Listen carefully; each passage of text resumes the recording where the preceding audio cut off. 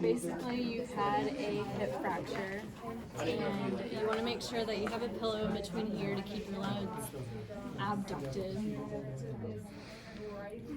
It was on either side, mine.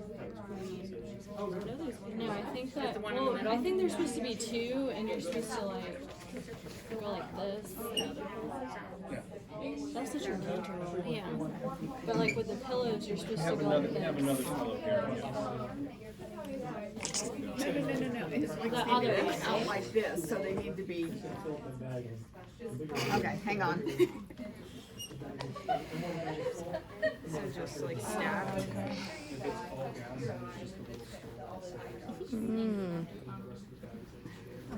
So you need to keep your legs out. Yeah. Because if not, your hip will actually flop out. Because we've cut the muscles, and it's not strong. I thought it was mostly just like taking So apart. if you Oh no, you don't cross your legs, Okay, just making sure. if you lean over and tie your shoes, yeah, It'll just break. yeah, it won't break, but it'll pop out of the socket. I mean, maybe start it. Okay. Got it. Okay. Okay. Oh, sorry. Are you? No, you're good. We're recording, but you're good. Positivity. I'll get. Okay, and then you also just want to keep an eye on your suture This is line hip too. fracture. Can you back them up with the information? Oh yeah. After about 5 to 7 days, you can take off the bandage. On a scale of 1 to 10. And then, how often are you supposed to change it?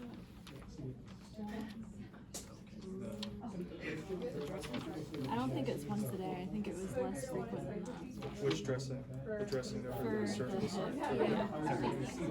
Every 7 days. So then once a week, you're just going to change the dressing with usually steri strips and gauze on top of it. Steri strips are like reinforced pieces of tape to keep the suture line together. That are sterile. And you'll have staples or sutures too. And those usually come out within like 10 to 14 days.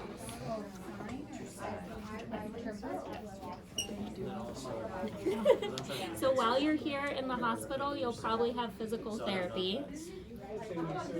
And you may even go to like a rehab center for physical therapy after you go home when you're discharged from the hospital.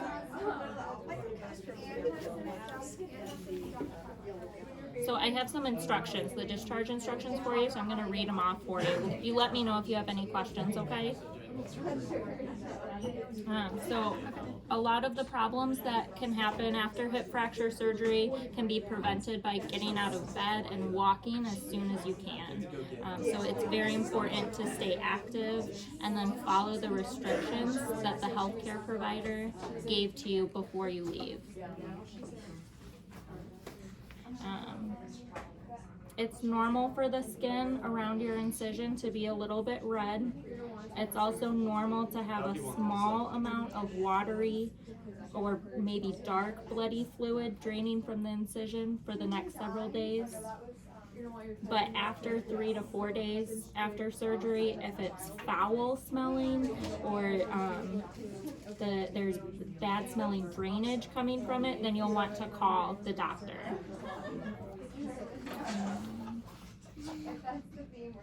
So before you go, make sure you ask the provider how much weight you can put on your affected side. You should either be using crutches or a walker when you leave the hospital, but your doctor and the physical therapist can help you decide what you need. Do you have any questions about that? No, I'm all good. Sounds good there. Do you feel good with checking your incision site? Like you know when to call the doctor?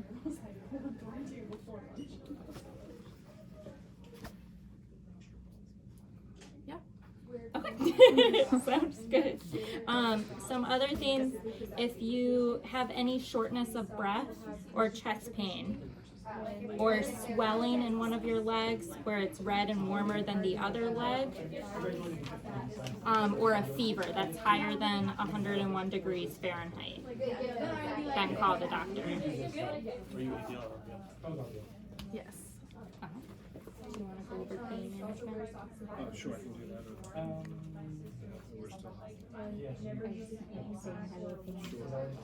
All right, Zach is going to take over and talk to you about pain. Hi, I'm Zach.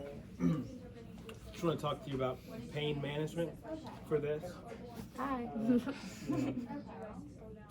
So, since you've been here post-op, after the operation, we've been giving you pain medication to help control that pain. When you go home, you're going to be prescribed some additional pain medications to take home with you by the doctor.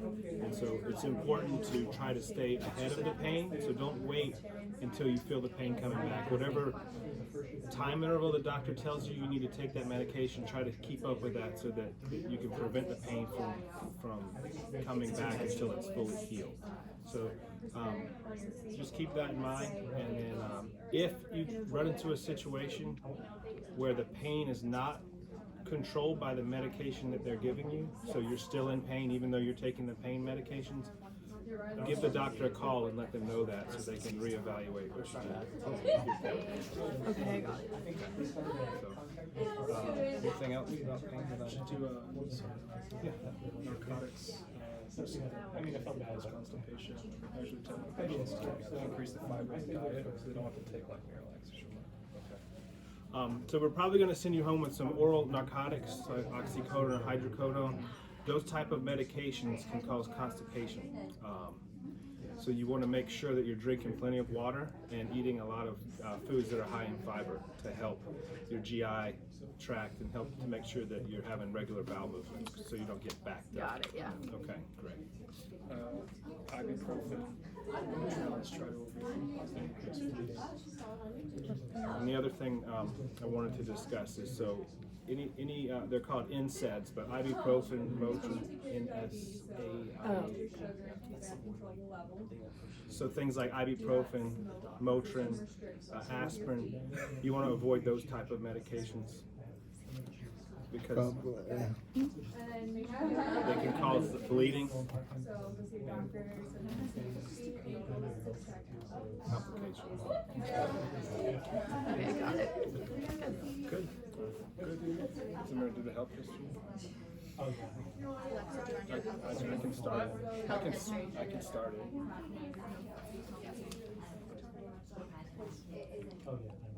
All right. Now we're going to do, if you don't mind, I'm going to go ahead. This should have been done at admission, but for whatever reason, we're going to do it right here at your discharge. We're going to go through a health history. So I'm going to ask you a few questions, if that's okay. How far along Okay.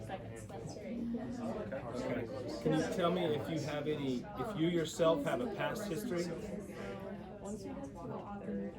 or a family history of any of the following?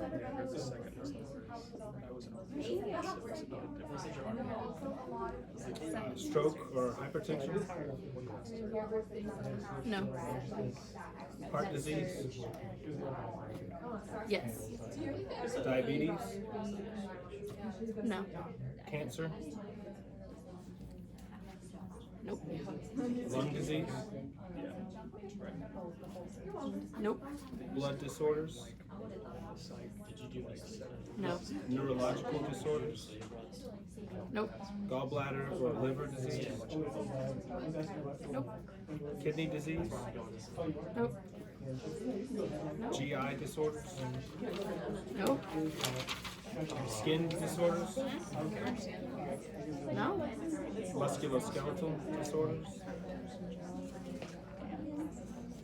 Nope. Psychiatric disorders?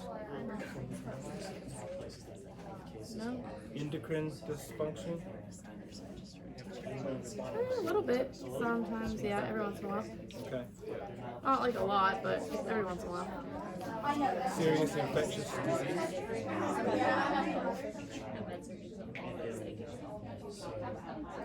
And any prior hospitalizations or surgeries?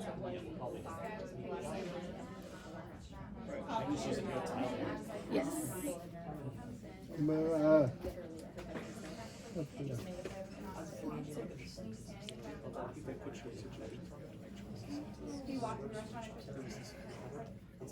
He had a bunion on his A foot bunion on it. a long time ago. He had surgery It on was a it. very long time ago. Broke my finger. When he was a kid, When I he was had a broke kid, I it. broke my finger. Do you have any pins or plates, metal pins or plates in your body? Yes, I do. In my feet. Thank you. Okay, now we're going to talk about drugs and alcohol. Any history of